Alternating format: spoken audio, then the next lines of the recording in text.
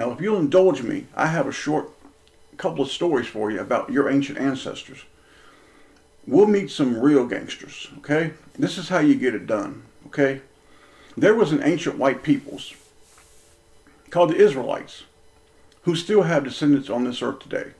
No, not the Jews. And no, not all white people are descendants of the man named Jacob. We'll deal with that later in another video. Therefore, these Israelites were wandering in the wilderness. Millions of people. Imagine millions of people in a caravan, man. That's mind-blowing. Amazing, is it not? Millions of people. Can you imagine 10, 15 miles long? Nothing but people. Now God, not the Euro God, but the real God, he went with them in a cloud by day. He went with them in a light by night. He fed them with manna bread that rained down from heaven. He gave them water in the desert. And one day, some of the people, some of the men, started complaining and moaning about wanting meat. They became tired of the manna bread, which is called angel's food. Now, God would drop this food down early in the morning with the dew, and the people would go out and gather it up. It was called angel's food. When the men started complaining, we want meat. God said, relax, I'll give you some meat. It's on the way. So God proceeded, because the real God can do these things, you understand. He proceeded to call out to the sea to bring these birds in from the sea over to the desert. And he's going to rain them down for these people and tell them, have your fill. Eat up. Now, some of the Israelites knew the deal.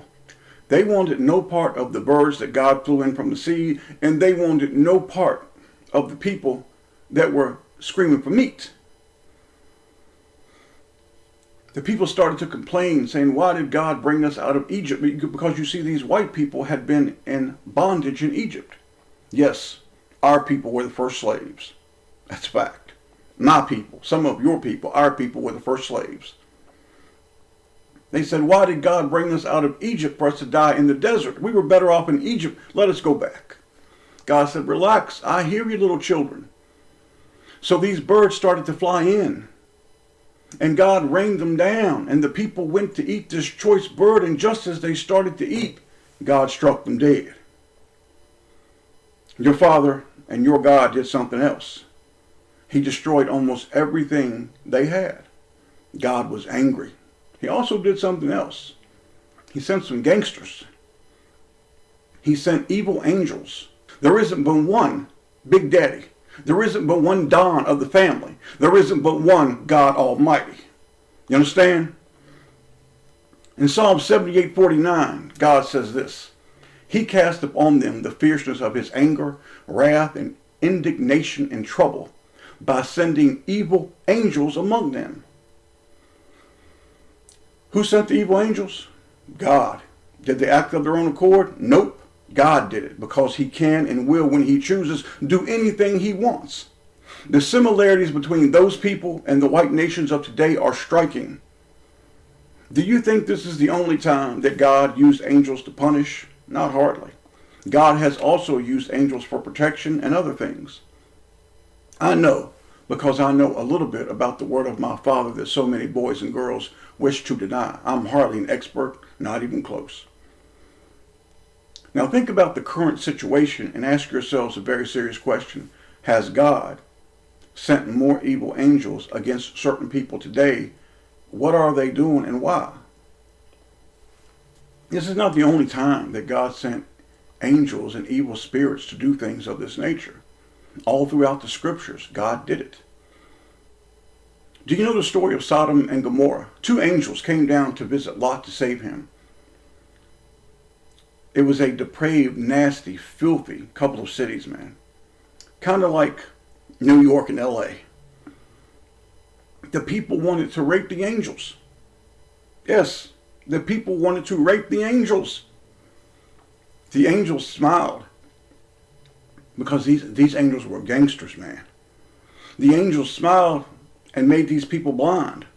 They told Lot, hey, gather your family, get your stuff, we're leaving because this city is going to be utterly destroyed. Real gangsters, baby. Not the made up shit you see on the Synagogue of Satan's TV. Now, I'm not done. Let me introduce you to the boss's son. His name is Jesus, and he has his angels too. Now read with me about your family. Yes, family, because these angels are your brothers. They call you brother in the book of Revelation. In Revelation, an angel calls us brother because we are part of the same heavenly family. Some of us are doing work in heaven and some in earth. Read with me. This is the wheat and the tares. We're just going to read a few verses. And here's Jesus Christ with his angels. And here's some gangsters times 10, man. Matthew chapter 13, verses 37 through 43. And he answered and said unto them, He that soweth good seed is the Son of Man. The field is the world. The good seed are the children of the kingdom, but the tares are the children of the wicked one. And see, when you see these boys talking about Euro gods and God don't exist and the Bible's been rewritten, these are the tares. These are the same people that God said, get rid of them all. Get rid of them all. The enemy that sowed them is the devil. The harvest is the end of the world, and the reapers, are the angels. As therefore the tares are gathered and burned in the fire, so shall it be in the end of this world. 41. That Jesus, the Son of Man, shall send forth his angels. Now listen to what these boys do.